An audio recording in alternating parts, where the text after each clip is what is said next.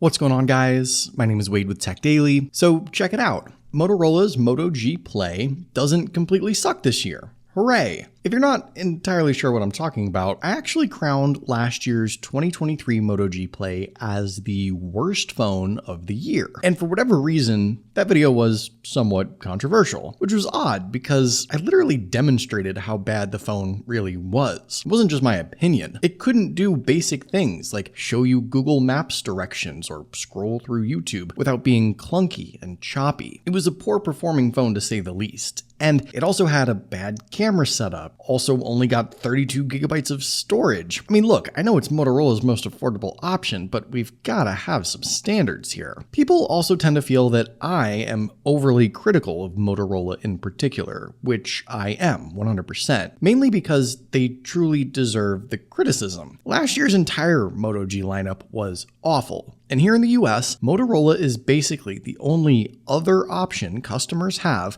besides Samsung and Apple. So yeah, I want them to put out some good phones that people are happy spending their hard-earned money on. Sue me. Fortunately, this year's entire 2024 Moto G lineup is vastly improved. And the cheapest option, once again, the Moto G Play, is so much better that I actually recommend you consider it if you want a super affordable Android smartphone. It's by no means perfect, but it's functional, reliable, and a definitive upgrade over the previous year in every conceivable way. And I can safely say that this 2024 Moto G Play is absolutely not the worst phone of this year. Now, obviously, some things have stayed the same. From the front, this looks like, well, every other Motorola device from the last few years. At 6.5 inches, it's not only the same size as last year, but it's the same size as most phones nowadays. Big, but not so gargantuan that it's difficult to use one-handed. The biggest bummer, as per usual, is its less than stellar screen-to-body ratio, barely 83%. This is an improvement over last year, if you can believe it though. The chunky black borders and bulbous bottom chin are all technically slimmer, albeit slightly so, and still give this phone the budget look you'd expect. Around back, the budgetiness continues. It's an all-plastic phone, but it was redesigned to match the rest of the Moto lineup, and I do think it looks nicer and more modern. All the other Gs this year, though, get that faux eco leather material, which mimics a high-end build, I guess, but for the G Play, I think plastic is all you can expect. You have to keep in mind, this phone is still a $150 device. Well, right now it's $130 since Motorola always seems to have a sale running, and you guys know the prepaid carriers offer this phone for pennies on the dollar or even for free if you're a new or existing customer. So shop around, of course. I know it's pretty cheap as is, but there are countless deals to be had for this thing. One of my biggest complaints from last year was the measly 32 gigabytes of storage. This year, Motorola doubled it to 64 gigabytes, thankfully. It's still probably not enough for all the apps and pictures and things you'll slowly acquire over a year or two of use, but Motorola also kept the micro SD card slot, so you could get yourself a 1 terabyte SD card from Amazon for like $30, pop that in, and now you're good to go. This phone also still has a headphone jack, which seems to be something people are utilizing more nowadays, kind of odd, and the power button doubles as your fingerprint sensor, which, paired with the better specs, allows for a pretty fast waking and unlocking setup for getting into the phone. Unfortunately, Motorola really didn't improve the display on this year's G Play, which is kind of sad, since it's not a great viewing experience to begin with. But I suppose it's not completely unexpected, given this phone's price point and Motorola's track record in general. The 6.5-inch screen is still an IPS LCD panel, which isn't terrible by itself, but it's a 1600 by 720 resolution screen. There are some references to the display being slightly brighter than last year, but man, this phone is just so prone to glare that even bumping that brightness all the way up, it doesn't help much. The combination of a no-name low-quality glass panel and the dim, less colorful LCD display compared to modern-day LED 680 means you just have a really dull and unfulfilling viewing experience, where you can see your reflection from every angle and the colors on screen look artificial and muted. And at this size, the low-resolution 720p means you can probably see some pixels, especially when viewing text up close. And I actually think that's my biggest gripe with the display,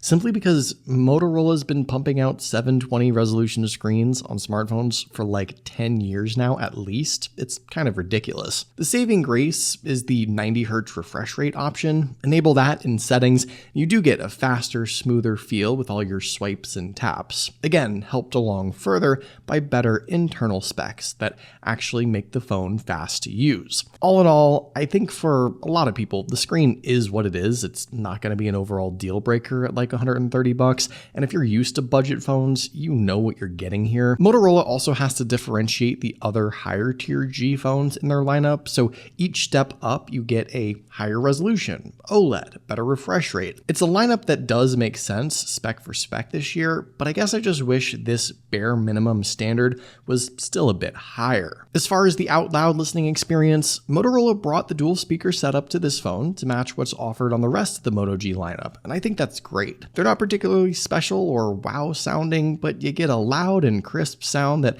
I think is even a little something extra for a phone like this.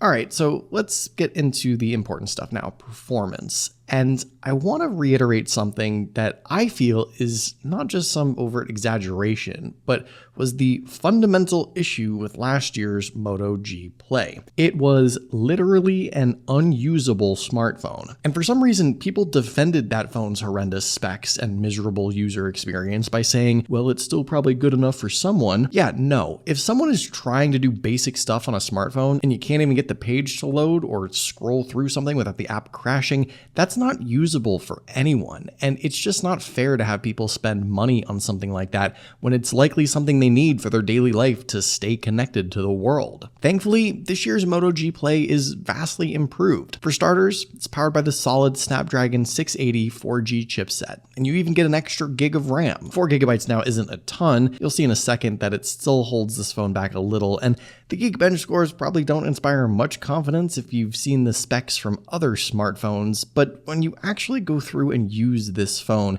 you can tell right away it's an entirely different device from last year. It's responsive, it's snappy, it's not a flagship phone by any means, and I know that, and I fully understand that this is a $130 device, and it isn't going to feel as fast as an S24 Ultra. I don't expect it to, but I do expect it to launch and load all my daily apps, scroll through things smoothly, play videos without interruption, and even entertain me from time to time with a game or two. And this 2024 G Play can easily do all of that and then some. There are no doubt still some limitations with this phone, like I said. For example, the 4 gigs of RAM means when you jump back into an app you previously closed, it's not usually going to be sitting there loaded and waiting for you. The app's going to take a second to refresh and try and pick back up where you left off, and sometimes the app just completely relaunches from the start page. Also, while you can play a lot of your favorite games on this phone, you'll want to avoid any max or extreme graphics settings. That'll make the in-game experience clunky. It's not every game, but it's a lot of games. I don't know that you'll ever get this phone if you were a serious gamer, but if you have some games and apps and things that you like to play to pass the time, this phone can keep you entertained with those. There's also the issue of the Android updates, or lack thereof. This phone, as of July 2024, is still on Android 13. There seems to have been some security patches in the interim for this phone, but no Android 14 update like the rest of the Moto G lineup, and I'm sure there won't be any further Android updates for this phone anyway. It's a little sad. I wish we could get maybe a 2 or 3 year guarantee at least, but I understand that relatively speaking, this phone is cheap and low spec, so it's down on the list of priorities for Motorola. Overall though, I am so relieved to see that this phone can actually be used as a phone, a smartphone with apps and things that load properly. This is a night and day difference over last year, and Motorola safely raised the minimum standard for their entry-level reliable budget smartphone to where you don't feel like you've got some cheap, barely usable burner device. I might even say that this phone is a decent value at its price point, but especially so if you find it from a carrier at a discount. One thing that's oddly really consistent with Moto devices nowadays is their battery sizes. This cheap G Play has the same size 5000 milliamp battery as all the other Moto Gs, including the G Power and G Stylus. That's actually a big plus for this phone though, because this phone doesn't have a crazy bright screen or a crazy powerful spec to suck down the battery each day, and it's a fraction of the cost. You could probably make this phone last well beyond a day without plugging it in, assuming you're a lighter user. I don't have any issues getting 12 hours of screen on time myself. The bummer here is that Motorola still refuses to give you a decent charger in the box, even though they keep bumping up the charging speeds on their phones. 15-watt wired charging is certainly better than the 10-watt speeds on last year's phone, and while it's not lightning fast, you still need to make sure you yourself provide a proper 15-watt plug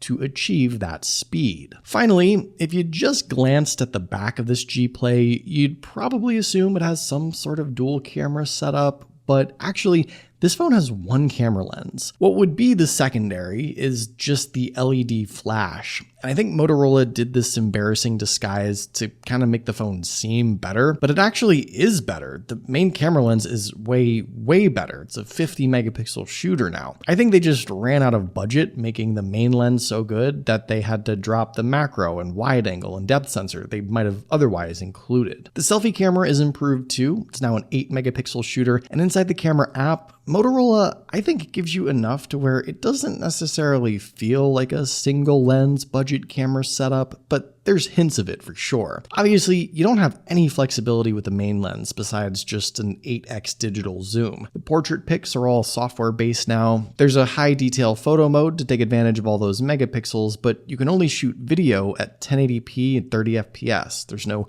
4K, there's no slow-mo options. I think most of the settings and things you see here are gimmicks more than anything else, but it's to be expected on a budget phone, I think. The camera is often where the costs are cut the most. Fortunately, this phone isn't a bad picture taker. It'll capture the moment and present you with a decently balanced shot with a slightly over-processed look, but it's not the worst camera I've seen by any means. It's just a very limited setup overall. So if pictures and videos are most important to you and you like a robust camera setup in general, spending an extra $50 on something else is going to be worth it here. So look, I am honestly just so relieved that Motorola improved the 2024 G Play, and I'm excited to recommend it as a solid, super affordable smartphone option. Yeah, it's a cheap phone with a lot of compromises, but it's usable as a phone, which shouldn't be the bar, but last year Motorola couldn't even deliver that. This phone though, I think if you spent your last $130 on it, you'd at least feel like you got something decent, something reliable, something that'll keep you connected to your friends, family, and the world around you, and it won't feel like you got literally scammed like I felt last year using this phone's predecessor. I called last year's Moto G Play e-waste, and it absolutely was. These are the phones Motorola needs to release every year to compete with Samsung's cheap options and as alternatives to expensive devices and other things. And I truly hope that anyone I scared off last year comes back to this video now and understands how much better this phone really is. But what do you guys think about the 2024 Moto G Play? Is it as improved as it needed to be? Would you buy it for $100 or so? Let me know in the comments down below. And also tell me about your experience with this phone if you have it too. I'd love to hear your thoughts, of course. But hopefully you guys did enjoy this video. Be sure to follow TechDaily on Twitter and subscribe to the TechDaily YouTube channel if you haven't already. And I'll see you guys later.